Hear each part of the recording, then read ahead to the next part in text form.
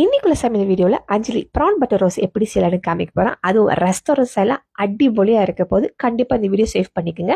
இதுக்காக நான் 1 கிலோ அளவுக்கு ஊடான நல்லா எடுத்து சுத்தம் பண்ணி வச்சுருக்கிறேன்.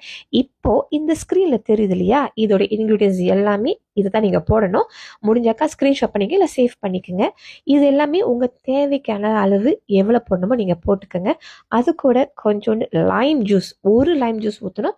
அண்ட் உங்களோட ரசத்துக்கு படி உப்பை சேர்த்துக்கோங்க. சுக்கர் ரசம் தேவைன்னா ஸ்கிப் பண்ணிடுங்க. அண்ட் தென் நல்லா போட்டு பிழைஞ்சி எடுங்க. அஞ்சலிக்கு கையில் பிழைஞ்சி தான் பிடிக்கும். பிகாஸ் அப்போ தான் அதில் இருக்கிற மசாலா எல்லாமே போய்ட்டு அந்த ப்ரான் மேலே நல்லா படும்.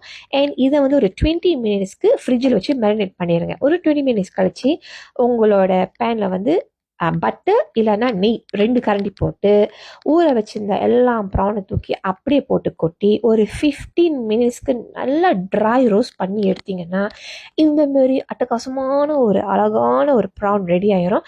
இதை நீங்கள் ரசத்துக்கூட சொதி சாம்பார் இல்லைன்னா அப்படியே சாப்பிட்டாலே ருசியாக இருக்கும். இந்த வீடியோ சேவ் பண்ணி வச்சுட்டு இந்த வருகின்ற ஞாயிற்றுக்கிழமை செஞ்சு ட்ரை பண்ணி பார்த்துட்டு எப்படி இருக்குன்னு எனக்கு காமெண்ட் பண்ணுங்கள். தேங்க்யூ.